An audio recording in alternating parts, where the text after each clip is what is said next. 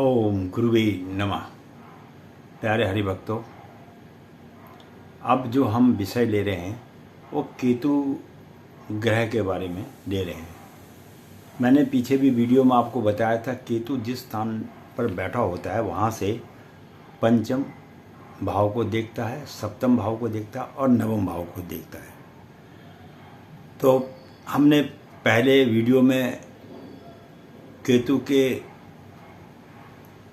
4 भाव में बैठने का, घरों में बैठने का आपके सम्मुख थोड़ा सा प्रकाश डाला है।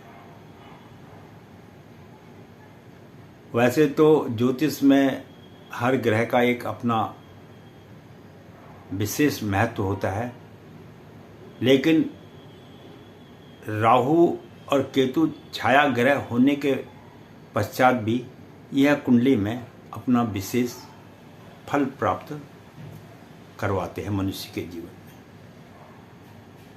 और इस बात को भी स्मरण करना कि हम जो यह आपको ज्योतिष विद्या में बतला रहे हैं, ये राहु के अकेले बैठने पर प्रभाव है। वैसे तो उसका प्रभाव रहता है, पर अकेले में इसका अत्यधिक प्रभाव ज़्यादा मनुष्य के जीवन में पड़ता है। तो अब हम बात करेंगे, केतु अगर पंचम भाव में बैठ जाए कुंडली के 5वें घर में, अंक की बात नहीं कर रहे हैं, 5वें घर की बात कर रहे हैं, क्योंकि 12 घर हैं, 12 घर में से 5वें घर में अगर केतु बैठ जाए तो यह व्यक्ति के जीवन में क्या प्रभाव डालता है और व्यक्ति को जीवन में कहाँ से कहाँ तक ले जाता है, इस विषय में मैं आपको थोड़ा सा प्रकाश डालूं। तो 5वें भाव में अगर केतु बैठ जाए तो सबसे पहले तो यह व्यक्ति के मस्तिष्क को भ्रमित करता है और जो उसकी शिक्षा जो है ना, वो अधूरी छूट जाती है। वो आज जैसे कोई बड़ा अफसर बनना चाहे, जज वगैरह या डॉक्टर या किसी भी क्षेत्र में जाना चाहे तो करेगा, जाएगा, लेकिन वो आधे में, कई आपने देखा होगा कि लोग कार्य करते करते बीच में से छोड़ देते हैं। वो ऐसे ही ग्रह के बैठ जाने के कारण अगर राहु पंचम भाव में बैठ जाए, जो विद्या स्थान है, तो वो इस प्रकार से वहाँ पर अपना प्रभाव दिखाता है। और पंचम भाव में अगर केतु बैठ जाए तो व्यक्ति जो है धोखेबाज भी होता है और चालबाज भी होता है, और जो है अनेक प्रकार के छल कपट भी वो जीवन में करता है। ये केतु के पंचम भाव में बैठने का फल है। और ऐसा व्यक्ति जो है कंजूस टाइप का भी होता है। यह अत्यधिक पैसा खर्च करने वाला नहीं होता है। उसके जीवन में पैसों को वह बहुत कंजूसी के साथ खर्च करता है। लेकिन जिसके पंचम भाव में केतु बैठा हो, ऐसे व्यक्तियों की संतान अधिक होती है। अब लोग कहेंगे जी महाराज हमारी तो 2 ही संतान है, पर आजकल तो लोग गर्भपात भी करा देते हैं। पर उस ऐसे व्यक्ति का जिसका पंचम भाव में केतु बैठा होता है, इसकी अधिक संतान होती है, ऐसा ज्योतिष शास्त्र में कहा जाता है। और जिनके पंचम भाव में केतु होता है, ऐसे व्यक्तियों के जांग में एक काले रंग का तिल भी अवश्य पाया जाता है। तिल अर्थात मस्सा टाइप भी कह सकते हो, मस्सा वगैरह इस टाइप का इसकी जंगा में मिलता है। और ऐसा व्यक्ति जो है आध्यात्मिक और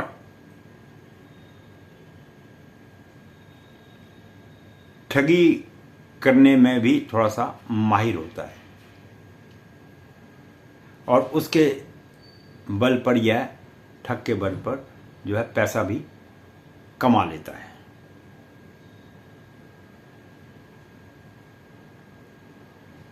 और ऐसा व्यक्ति जो है संसार को मोह माया के विषय में भी बहुत ज्ञान आदि देता है कि भाई ये काम मत करो, ये काम मत करो। इस तरह का भी जो है विचार पंचम भाव के केतु से किया जा सकता है।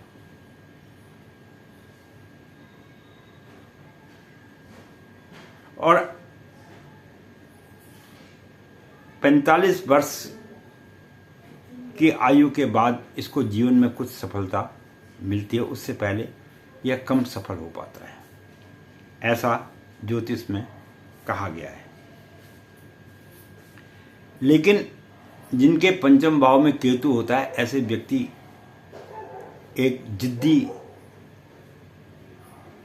टाइप के व्यक्तियों में इनकी गिनती आती है, और इनका जो स्वभाव वगैरह भी होता है वो बहुत कठोर होता है,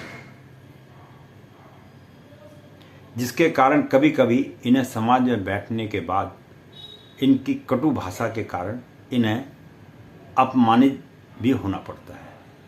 सम्मान की जगह अपमान की प्राप्ति होती है। लेकिन पंचम भाव को देखने के बाद संतान पक्ष से इनको थोड़ा सा असंतोष रहता है, उनसे संतोष प्राप्त नहीं हो पाता है। और जिनके पंचम भाव में राहु बैठा हो, ऐसा व्यक्ति अगर किसी कन्या से प्रेम करता है, जिसको आप लव कहते हैं, वो लव में सफलता प्राप्त नहीं कर पाता है। ये केतु के पंचम भाव का एक विशेष महत्व है। जो भी पंचम भाव में जिसके केतु बैठा है, वो लव में सफलता प्राप्त नहीं कर पाता है। तो ऐसा भी ज्योतिष में बतलाया गया कि प्रेम संबंध उसका ठीक नहीं रहेगा।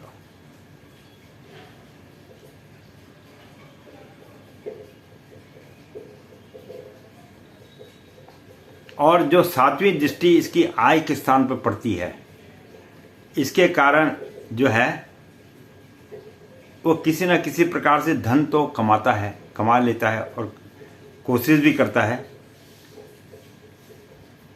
लेकिन जिस उम्र में, जिस पड़ाव में वो होता है, उस उम्र के हिसाब से अधिक धन की प्राप्ति ये जीवन में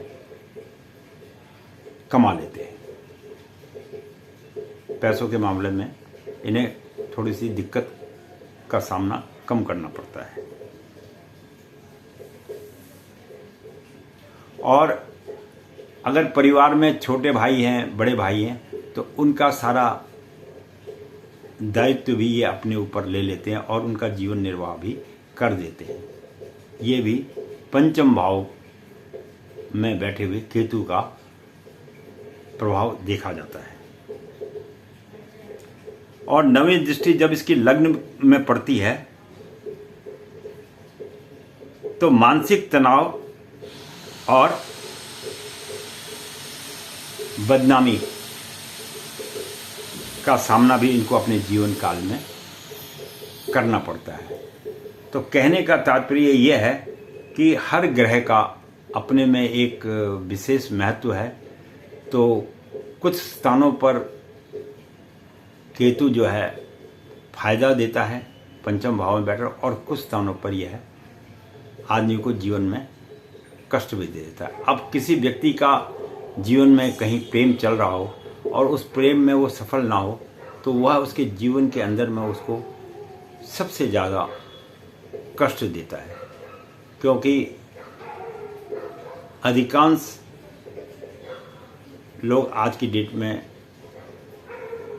विवाह में प्रेम विवाह को ज़्यादा महत्वता देते हैं, और जिनके पंचम भाव में केतु हो, उन्हें तो प्रेम विवाह के विषय में कम ही सोचना चाहिए।